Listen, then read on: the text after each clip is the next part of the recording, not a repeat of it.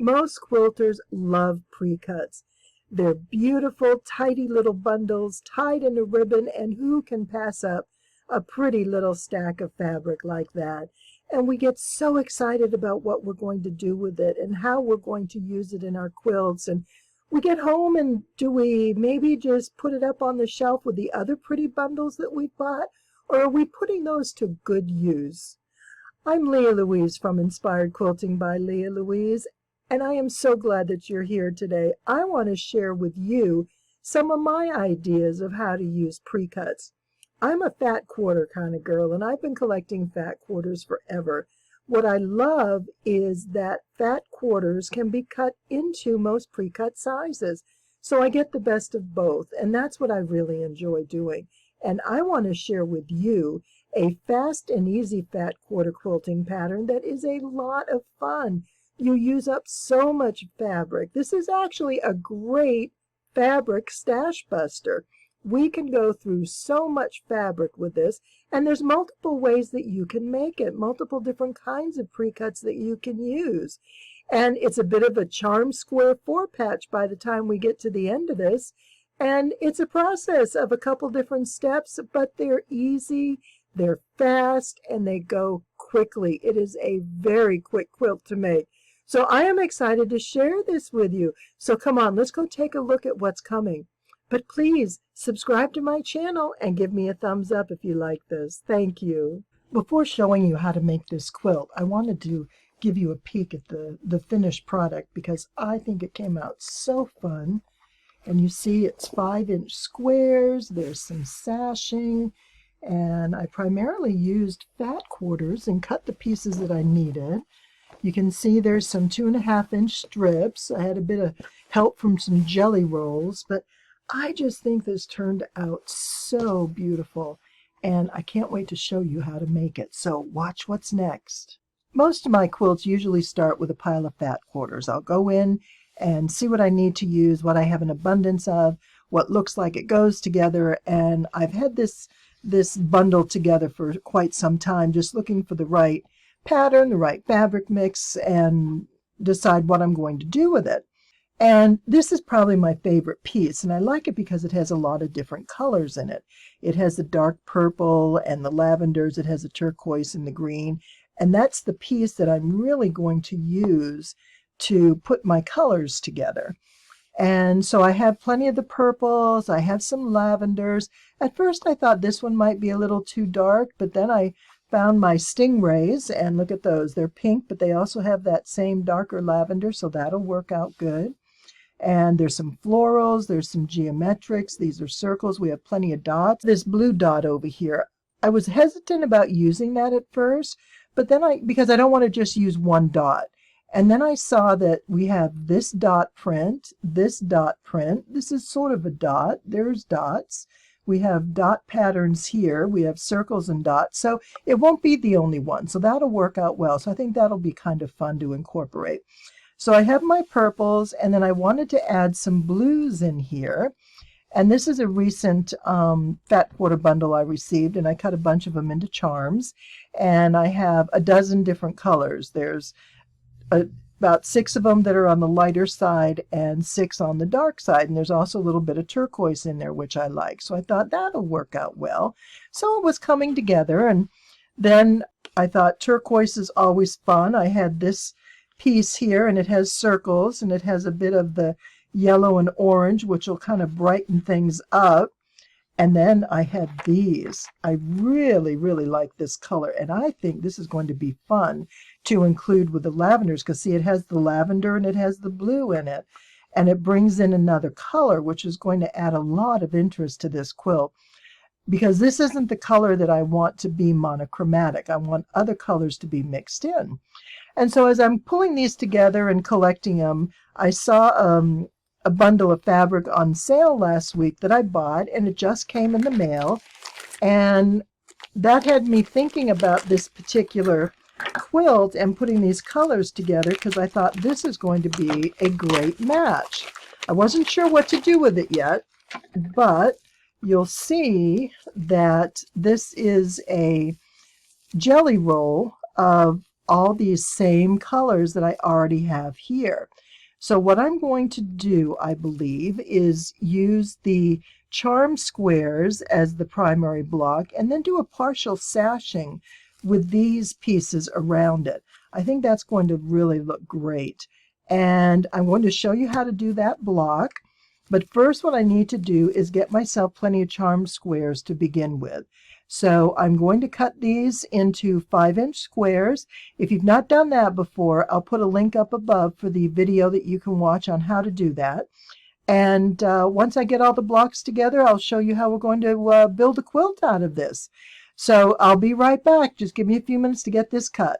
And here's my cut fabric ready to put together. What I've done is cut my 5-inch squares, and then I divided them into 4 groups, sort of by color, because to put this quilt together, the final assembly will be a 4-patch. So we're going to put 4 together, and I don't want to repeat colors next to each other.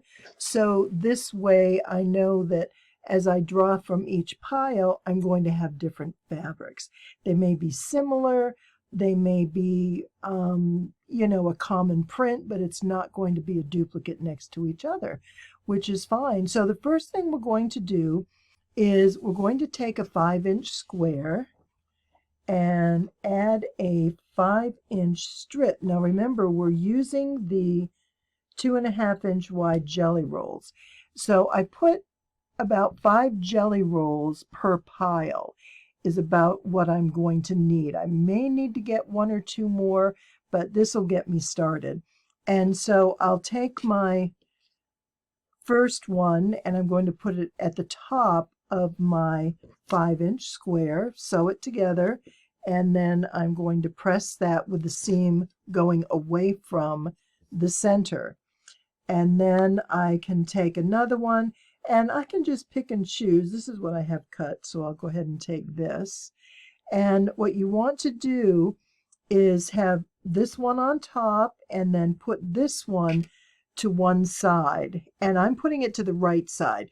Just do all of them the same, because when we go to put these in a 4-patch, they're going to be turned around a little bit, and you want to have them all laid out the same. If you have some like this, the pattern's not going to work because this is reverse. So in order to do this pattern, this is going to be the best way. Just keep this consistent. It doesn't matter which side, as long as you are consistent with it. And so I have a couple of these blocks done up, and this is what they're going to look like. So we've got the center 5-inch with 2 pieces on each side. We have a 5-inch here and then a 7-inch along the side. And then we're going to put all this together. So the next step is to piece all these, and I'm going to do them by color group. That way I don't get things mixed up, and it's a lot going on here. A lot of colors, a lot of pieces, some different sizes in there. And so I'll do one group at a time, get it pressed, and then once that's ready, go to the next one. And from there, we're going to create our 4-patch. So I think you're really going to like this pattern. It's fun, and the way this is laid out is a little different. It's not exactly what you're going to expect. So I think you'll be surprised. Let's go ahead and get some sewing done, and then I can show you how we're going to put this together. Here are 64 blocks assembled and ready to be put into a 4-patch. That's how I'm going to ultimately assemble the final quilt, is just to add 4 patches together. It just goes much more quickly for me than doing the individual squares. Plus, I get a good even distribution of colors. What I like to do here is divide my colors into 4 different groups. And every quilt is different. It depends on the colors you use. But for example, this is dark purple, this is light purple, and pink colors. This is predominantly turquoise and light blues. These are the darker blues and greens.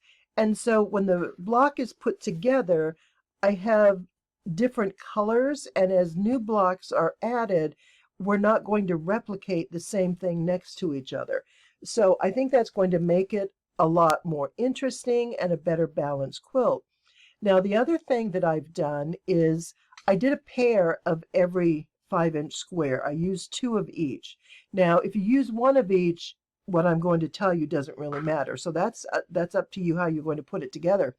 But because I used 2, I chose 1, and I'm just going to put that, actually I can just put it underneath. So as I'm sewing, because I use this, I don't want to make the next block out of the same. And then, let's see, get this one, and I'll put it to the bottom, and this one, put that to the bottom. So I'm going to have this next to me. I'll have it on the table next to my sewing machine. So as I'm sewing, I'm going to put these together. But let's say that there are a couple fabrics I don't want side by side. Like maybe this is too much blue if I put these together. So I can choose between these two, and whichever one I don't use, I'll put on the bottom. And then when I get through the first half of the blocks and the second half is all ready to go, I just sew and we're done.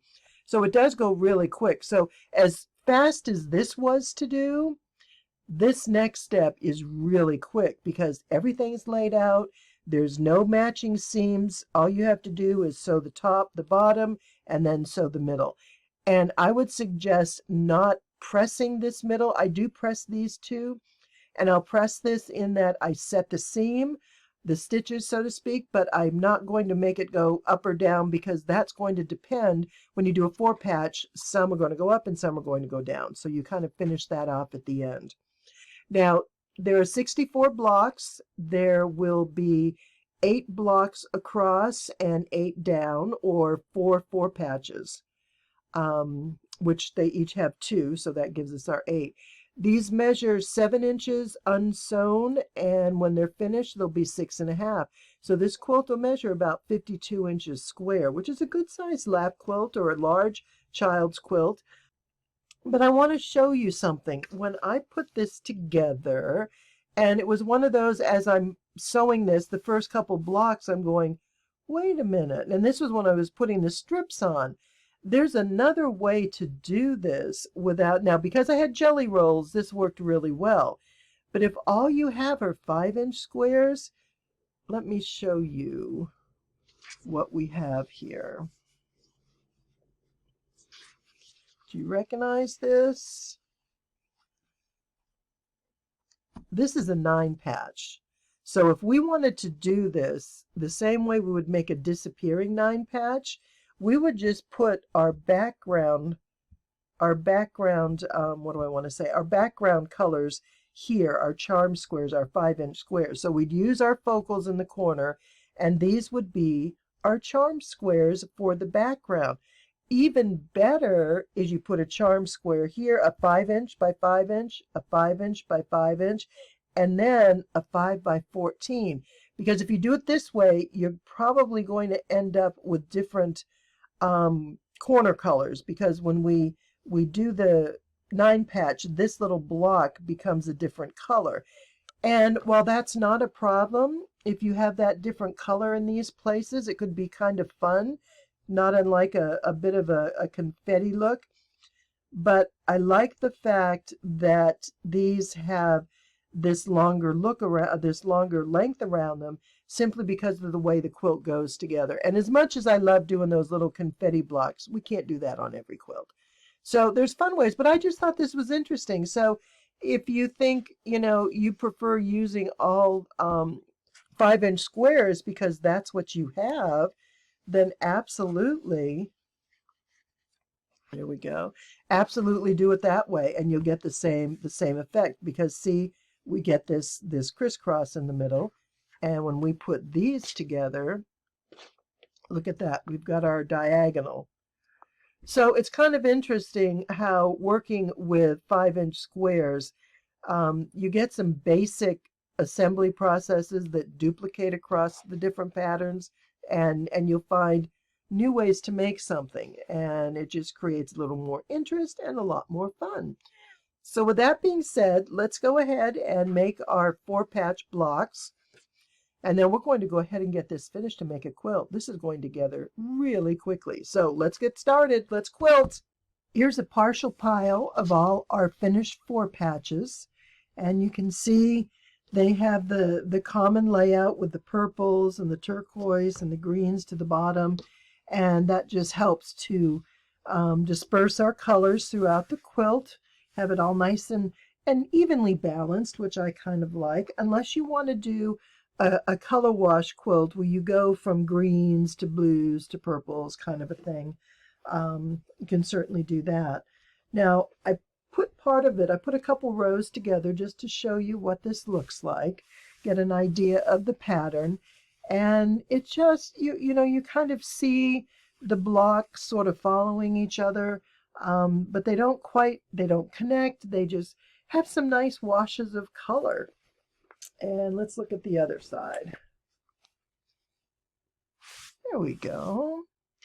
So this is how it's going to go together. This is the first half, and I'll put the rest of the blocks together in rows just like I did this, and then use one seam to put the two rows together and connect the whole quilt, and we are good to go. This is a really simple project. It's a quick project, and it's fun, it's easy, it's a great way to use a lot of colors. And finding some strips like this that can tie it all together worked really perfect for me. But you can do so much. You can use the same print if you wanted to. If you maybe had a background. Oh, let me show you this new fabric I just bought. I think it is the neatest. I want you to see it up close. Do you see that that's all different machine stitches? There's zigzag and buttonhole and herringbone and all sorts of things. You know, something like this would be fun as a background on a quilt because it incorporates a lot of different colors. And that's why I bought a couple yards of it, because I'm not sure what I'm going to do with it, but I know it'll be something fun. So think about backgrounds when you're putting your quilt together. Because I had so many colors and I wanted to tie the purple and the blues and the greens, where is it? This jelly roll pack worked out perfect. It's called Opal Sky, and I only used half of it, so there's still plenty there for another project. And I'm really excited. This is wonderful. I love it. So I hope you enjoy this. I hope you're going to make your own version and get a quilt like this made up. It's a great way to make a fast quilt if you need one quickly as a gift.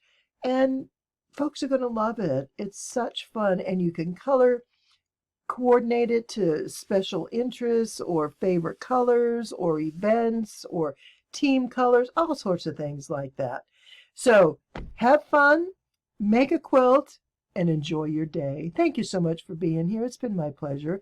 And please don't forget, if you enjoyed the video, I'd love you to give me a thumbs up. Thank you.